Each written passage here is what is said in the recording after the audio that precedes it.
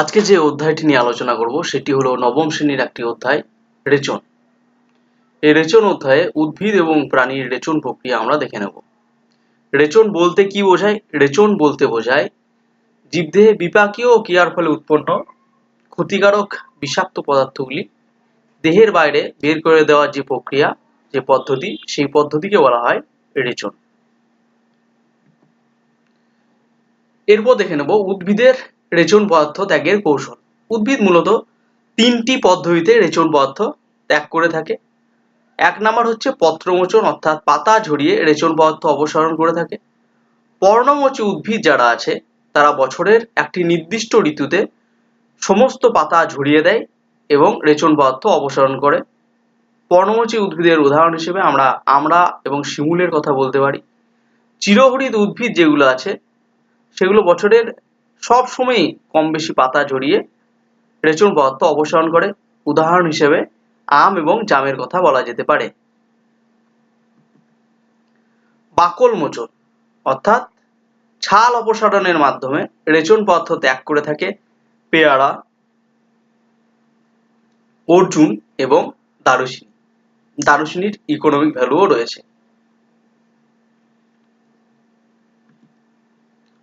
ফল মোচন, কম বেশি সমস্ত উদ্ভিদই ফল মোচনের মাধ্যমে রেচন পদার্থ অপসারণ করে থাকে।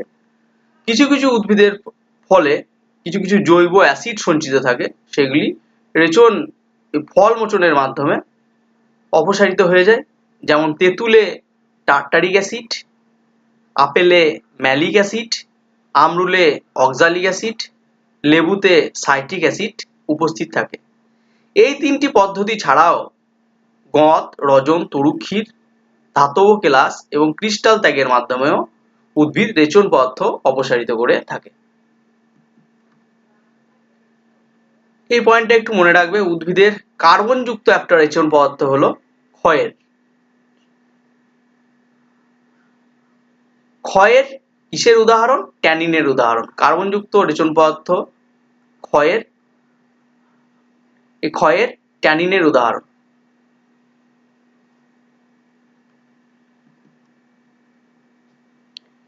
উদ্ভিদের রেচন পদার্থগুলিকে তিনটে ভাগে ভাগ করব: নাইট্রোজেন যুক্ত রেচন পদার্থ, নাইট্রোজেন বিহীন রেচন পদার্থ এবং কার্বন যুক্ত রেচন পদার্থ। কিছু কিছু বইতে নাইট্রোজেন বিহীন রেচন পদার্থের জায়গাতেই এই ট্যানিনের উল্লেখ করা আছে।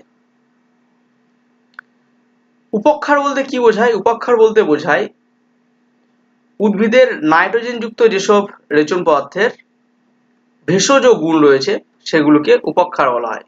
ভেষজ গুণ উদ্ভিদের যে সমস্ত নাইট্রোজেন যুক্ত রেচন পদার্থ রয়েছে সেগুলোকে উপক্ষার বলা হয়। নাইট্রোজেন যুক্ত রেচন পদার্থগুলো উদ্ভিদের quinine, reserpine, daturine, nicotine, atropine, morphine.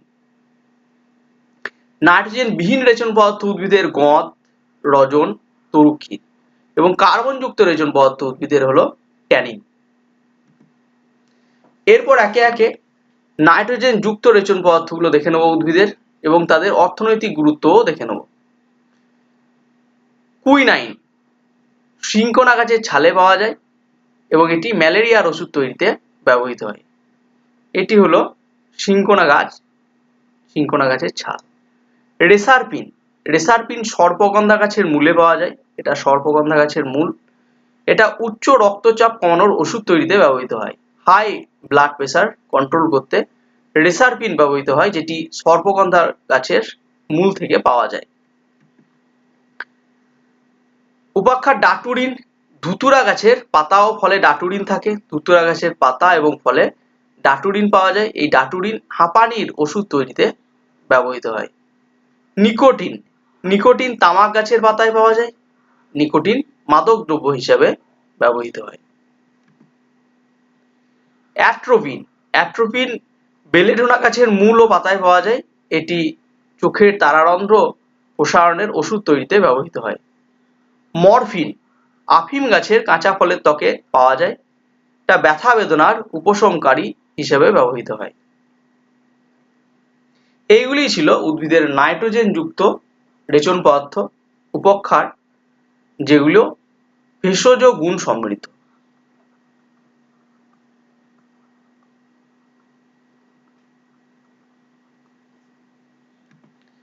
এবার দেখে নেব উদ্ভিদের নাইট্রোজেন বিহীন রেচন পদার্থগুলো। গঁদ এটি একটি নাইট্রোজেন বিহীন রেচন পদার্থ। এটি কোথায় পাওয়া যায়? সজনা, বাবলা, শিমুল, আমড়া এই সকল গাছে পাওয়া যায়। এইগুলো যদি ক্ষতস্থান তৈরি হয় দেহে তাহলে দেখা যাবে গঁদ অর্থাৎ আঠা বেরোচ্ছে। এর বৈশিষ্ট্য কি? গঁদ জটিল শর্করা এবং এই গঁদ জলে দ্রবীভূত হয়। উদাহরণ হিসেবে কর্পূর আঠার কথা বলা যায়, গঁদের আঠা। এই আঠা কি কাজে লাগে? বই বাঁধাইয়ের কাজে লাগে মূলত। এই আঠাটা বই বাঁধাইয়ের কাজে লাগে। পরীক্ষায় প্রশ্ন আসতে পারে কর্পূর উদ্ভিদের কি প্রকারের রেচন পদার্থ? উদাহরণ হবে নাইট্রোজেন বিহীন রেচন পদার্থ এবং এটি গঁদের উদাহরণ। এরপর দেখে নেব নাইট্রোজেন বিহীন আর একটা রেচন পদার্থ রজন বা রেজিন। রজন কোথায় পাওয়া যায়? পাইন গাছের রজন নালী এবং শাল গাছের ত্বকে রজন পাওয়া যায়। রজনের বৈশিষ্ট্য কি? রজন হচ্ছে সুগন্ধযুক্ত, জলে অদ্রবণীয় অর্থাৎ জলে দ্রবীভূত হয় না, কিন্তু অ্যালকোহল এবং ইথারে দ্রবীভূত হয়। উদাহরণ হিসেবে ধুনো, গালা, তারপিন তেলের কথা আমরা বলতে পারি। ধুনো কি কাজে লাগে? ধুনো পুজো পার্বণে ব্যবহৃত হয়। তারপিন তেল তরল রজন এবং চাঁচ গালা কঠিন রজন। এটি বার্নিশ করতে কাজে লাগে। কাঠের বার্নিশ করতে তারপিন তেল এবং চাঁচ গালা ব্যবহৃত হয়। তরুক্ষীর বা ল্যাটেক্স। তরুক্ষীর রবার, পেঁপে, বট, কাঁঠাল গাছে পাওয়া যায়। তরুক্ষীর হলো ক্ষীর নালীর আঠালো জলীয় মিশ্রণ। তরুক্ষীর জলে দ্রবণীয়। কোন কোন গাছে পাওয়া যায়? আগেই বললাম, রবার, পেঁপে, বট, কাঁঠাল গাছে পাওয়া যায়। রবার এক প্রকারের তরুক্ষীর। এটা রবার গাছের ছবিটা দেওয়া আছে। এখানে একটা ইম্পর্টেন্ট পয়েন্ট রয়েছে। পেঁপের তরুক্ষীরে উপস্থিত থাকে প্যাপাইন নামক উৎসেচক। পেঁপে গাছের তরুক্ষীরে পেঁপের তরুক্ষীরে উপস্থিত থাকে প্যাপাইন নামক উৎসেচক, যেটা প্রোটিন পরিপাকে সাহায্য করে। এই কারণেই মাংসের ঝোলে অনেক সময় পেঁপে দেওয়া হয়। মাংসের মধ্যে প্রচুর পরিমাণে প্রোটিন থাকে, যেটা পরিপাকে সাহায্য করে পেঁপেতে অবস্থিত প্যাপাইন উৎসেচক। এরপর দেখে নেব কিছু ক্রিস্টাল বা কেলাস। ওল, কচুর মধ্যে থাকে ক্যালসিয়াম অক্সালেটের কেলাস। এগুলোকে র্যাফাইড বলা হয়। এই ক্যালসিয়াম অক্সালেটের কেলাস এই ছুঁচের গোছার মতো দেখতে। এই কারণে ওল, কচু যখন আমরা খাই, এই ক্যালসিয়াম অক্সালেটের কেলাস ছুঁচের গোছার মতো যেগুলো দেখতে, সেগুলো গলার মধ্যে বিঁধে যায় এবং গলা চুলকায়। বট, রবার গাছের ক্যালসিয়াম কার্বনেটের কেলাস দেখা যায়, যেগুলো এইরকম আঙুর ফলের থোকার মতো দেখতে।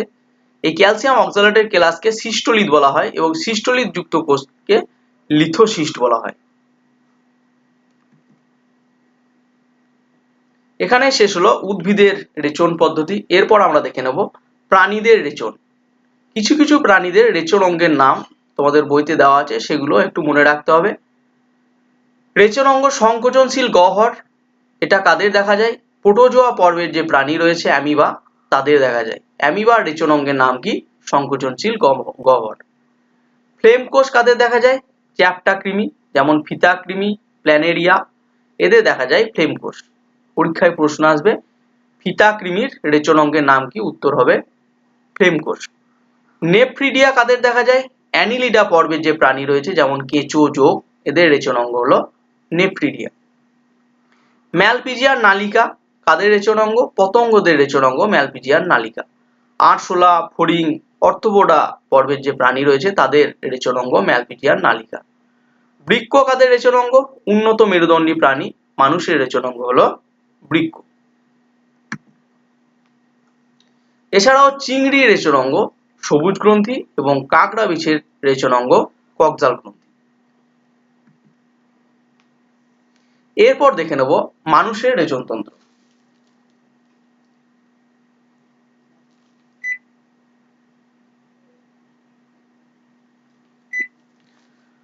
মানুষের রেচনতন্ত্র দুটি বৃক্ক, গোবিনী এবং মূত্রাশয় নিয়ে গঠিত।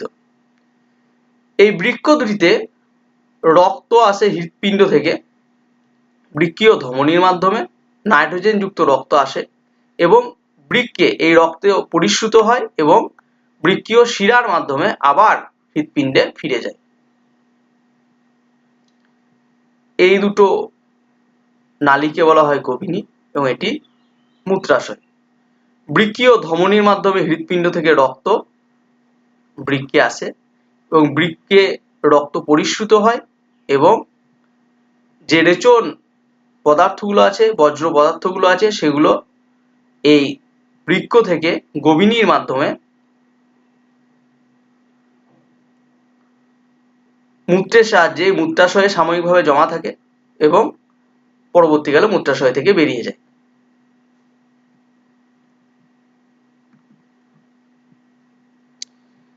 এরপর বৃক্কের লম্বচ্ছেদ একটু দেখে নেব। বৃক্কের বাইরের দিকের যে অংশ এটাকে বলা হয় কর্টেক্স এবং ভিতরের যে পার্ট এই পার্টটাকে বলা হয় মেডালা। এই যে পিরামিডের মতো স্ট্রাকচার গুলো রয়েছে এগুলোকে বলা হয় বৃক্কীয় পিরামিড। বৃক্কীয় ধমনীর মাধ্যমে রক্ত হৃৎপিণ্ড থেকে বৃক্কে আসে এবং এই বৃক্কীয় পিরামিড এগুলোতে রয়েছে নেফ্রন। বৃক্কীয় পিরামিডগুলোতে নেফ্রন থাকে। এই নেফ্রনের মাধ্যমেই রক্ত পরিশ্রুত হয় এবং নাইট্রোজেন যুক্ত যে দূষিত পদার্থগুলো রয়েছে সেগুলো মূত্রের আকারে গোবিনী দিয়ে বেরিয়ে যায় এবং পরিশ্রুত রক্তটা বৃক্কীয় শিরার মাধ্যমে পুনরায় হৃৎপিণ্ডে চলে যায়। বৃক্কের এই অংশটাকে বলা হয় পেলভিস।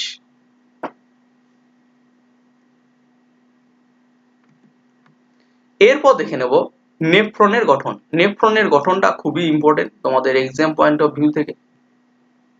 নেফ্রন হলো বৃক্কের গঠনগত এবং কার্যগত একক।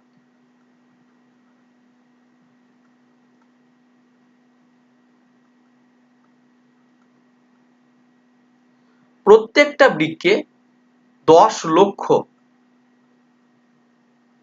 নেফ্রন থাকে। এই নেফ্রনের মাধ্যমেই রক্তের পরিশ্রুতকরণ ঘটে থাকে।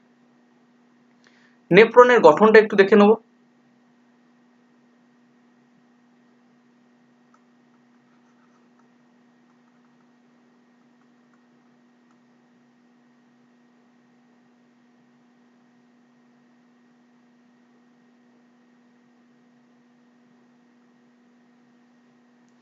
নেফ্রনের এই অংশটা যেটা অনেকটা রেঞ্জের মতো দেখতে, নাট খোলা রেঞ্জের মতো দেখতে, এই অংশটাকে বলা হয় বোম্যান ক্যাপসুল।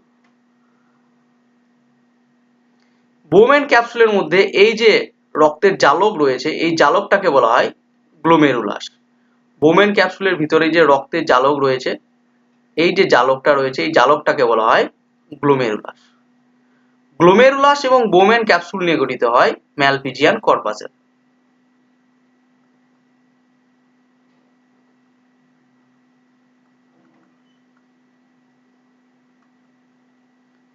ম্যালপিজিয়ান কর্পাসেল গঠিত হয় এই বোম্যান ক্যাপসুল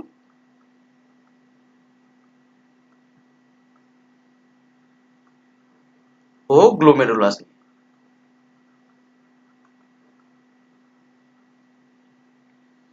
এই যে মাথার পার্টটা রয়েছে এই মাথার পার্টটাকে বলা হয় ম্যালপিজিয়ান কর্পাসেল। নেফ্রনের এই যে মাথার পার্টটা রয়েছে এই মাথার পার্টটাকে বলা হয় ম্যালপিজিয়ান কর্পাসেল, যেটা এই বোম্যান ক্যাপসুল এবং গ্লোমেরুলাস নিয়ে গঠিত। গ্লোমেরুলাসটা তৈরি হয় এই অন্তর্মুখী ধমনীটা এরকম জালের মতো রক্তজালক তৈরি করেছে, এইটাকেই বলা হয় গ্লোমেরুলাস। অন্তর্মুখী ধমনিকা এই জালটা তৈরি করে এবং বহির্মুখী ধমনিকার মাধ্যমে বেরিয়ে যায়। এখানে বলে রাখি অন্তর্মুখী ধমনিকা বহির্মুখী ধমনিকার তুলনায় কিছুটা মোটা হয়। এরপর নেফ্রনের এই মাথা থেকে এই পুরো নালীটাকে বলা হয় বৃক্কীয় নালিকা।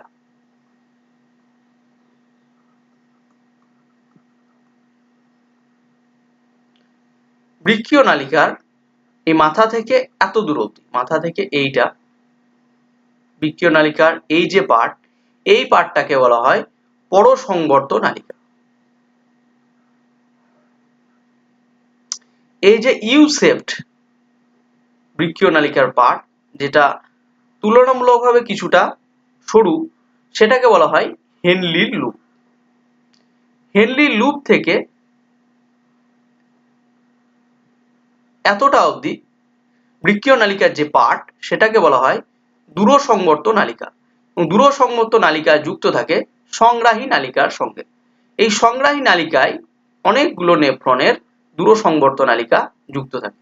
আর একবার বলে দিই নেফ্রনের গঠন। নেফ্রনের মাথা অংশটা দুটো পার্ট নিয়ে গঠিত। একটাকে বলা হয় বোমেন ক্যাপসুল, যেটা এই রেঞ্জের নাট খোলা রেঞ্জের মতো দেখতে অনেকটা, আর একটা রক্ত জালক যেটা রয়েছে সেটাকে বলা হয় গ্লোমেরুলাস। বোমেন ক্যাপসুল এবং গ্লোমেরুলাসকে একত্রে বলা হয় ম্যালপিজিয়ান কর্পাসেল। ম্যালপিজিয়ান কর্পাসেলের পরে পুরো নালীটাকে বলা হয় বৃক্কীয় নালিকা। বৃক্কীয় নালিকার পজিশন অনুযায়ী কয়েকটা নাম রয়েছে। এই মাথা থেকে হেনলি লুপের আগে অবধি যে বৃক্কীয় নালিকার অংশ, সেটাকে বলা হয় পরসংবর্ত নালিকা। এটা ইউ আকৃতির যে লুপটা রয়েছে এটাকে বলা হয় হেনলির লুপ। হেনলির লুপ থেকে দূরসংবর্ত নালিকা শুরু হয়েছে এবং সেটা সংগ্রাহী নালিকায় মিশেছে। সংগ্রাহী নালিকায় অনেকগুলি নেফ্রনের দূরসংবর্ত নালিকা যুক্ত থাকে। এরপর দেখে নেব নেফ্রনের কাজ। এই যে অন্তর্মুখী ধমনিকা রয়েছে, এর মাধ্যমে রক্ত গ্লোমেরুলাসে আসে। এই অন্তর্মুখী ধমনিকা বহির্মুখী ধমনিকার তুলনায় কিছুটা মোটা। এই কারণে গ্লোমেরুলাসের মধ্যে কিছুটা চাপের সৃষ্টি হয়। এইটা মোটা আর এই বহির্মুখী ধমনিকাটা কিছুটা সরু। এই কারণে এখানে একটা প্রেসারের সৃষ্টি হয়। এই প্রেসারের ফলে ইউরিয়া, গ্লুকোজ, অ্যামাইনো অ্যাসিড এগুলো এই বোমেন ক্যাপসুলের গহ্বরে চলে আসে। এই ঘটনাটাকে বলা হয় পরা পরিস্রাবণ। কিন্তু এখানে একটা কথা মনে রাখতে হবে, কোনো রক্তের কোনো কণিকা কিন্তু বোমেন ক্যাপসুলের গহ্বরে আসে না। শুধুমাত্র ইউরিয়া, গ্লুকোজ এবং অ্যামাইনো অ্যাসিড এবং কিছু আয়ন এই বোমেন ক্যাপসুলের গহ্বরে আসে। এখন গ্লুকোজ, অ্যামাইনো অ্যাসিড এগুলো তো শরীরের প্রয়োজন রয়েছে, সে কারণে এইগুলো পুনরায় শোষিত হয়ে আবার রক্তে ফিরে যায়। এই কাজটা করে এই বৃক্কীয় নালিকা। বৃক্কীয় নালিকা এই যে পরসংবর্ত নালিকাটা রয়েছে, এখানে গ্লুকোজ, অ্যামাইনো অ্যাসিডের শোষণ ঘটে। হেনলি লুপে যে অধোগামী বাহু রয়েছে সেখানে জলের পুনঃশোষণ ঘটে এবং হেনলি লুপের যে ঊর্ধ্বগামী বাহুটা রয়েছে সেখানে লবণের, মূলত সোডিয়াম আয়নের পুনঃশোষণ ঘটে এবং দূরসংবর্ত নালিকায় জল, Na+ লবণ এবং K+ লবণের পুনঃশোষণ ঘটে। এবং যেটা পড়ে থাকলো রেস্ট যে মেটেরিয়ালটা, যে দূষিত পদার্থ অর্থাৎ মূত্র, এই সংগ্রাহী নালিকার মাধ্যমে গোবিনীতে আসে এবং মূত্রাশয়ে সাময়িকভাবে জমা থাকে। এটাই হলো নেফ্রনের কাজ। নেফ্রনের অন্তর্মুখী ধমনিকার মাধ্যমে রক্ত গ্লোমেরুলাসে আসে। অন্তর্মুখী ধমনিকার তুলনায় বহির্মুখী ধমনিকার ব্রেথ কিছুটা কম হয়, সেই কারণে গ্লোমেরুলাসে একটা চাপের সৃষ্টি হয়। এই চাপের কারণে ইউরিয়া, গ্লুকোজ, অ্যামাইনো অ্যাসিড সেগুলো বোমেন ক্যাপসুলের গহ্বরে চলে আসে। বোমেন ক্যাপসুল থেকে পরসংবর্ত নালিকা, হেনলি লুপ, দূরসংবর্ত নালিকার মাধ্যমে সংগ্রাহী নালিকায় আসে। এই গ্লুকোজ, অ্যামাইনো অ্যাসিড এগুলো শরীরের প্রয়োজন, সেই কারণে পরসংবর্ত নালিকায় গ্লুকোজ এবং অ্যামাইনো অ্যাসিডের পুনঃশোষণ ঘটে। জলের পুনঃশোষণ ঘটে পুরো নালিকাটা জুড়ে, জলের কম বেশি পুনঃশোষণ ঘটে। মেইনলি জলের পুনঃশোষণ ঘটে হেনলি লুপের অধোগামী বাহুতে এবং লবণের পুনঃশোষণ ঘটে Na+ আয়নেরও হেনলি লুপের ঊর্ধ্বগামী বাহুতে। জল, Na+, K+ আয়নের পুনঃশোষণ ঘটে দূরসংবর্ত নালিকায়। সংগ্রাহী নালিকা, এরপর ইউরিয়া যুক্ত যে মূত্র সেটা এই সংগ্রাহী নালিকার মাধ্যমে গভীনিতে আসে এবং গভীনির মাধ্যমে মূত্রাশয়ে আসে এবং সাময়িকভাবে জমা থাকে। এডিএইচ হরমোনের কাজ কি? শরীরে যদি জলের পরিমাণ কমে যায় তাহলে এই এডিএইচ হরমোন জলের পুনঃশোষণ ক্ষমতা আরো অনেকটা বাড়িয়ে দেয়। এডিএইচ হরমোন কম ক্ষরণ হলে জলের পুনঃশোষণ ক্ষমতা কমে যায় এবং পুরোটাই মূত্রের মাধ্যমে শরীরের বাইরে নির্গত হয়।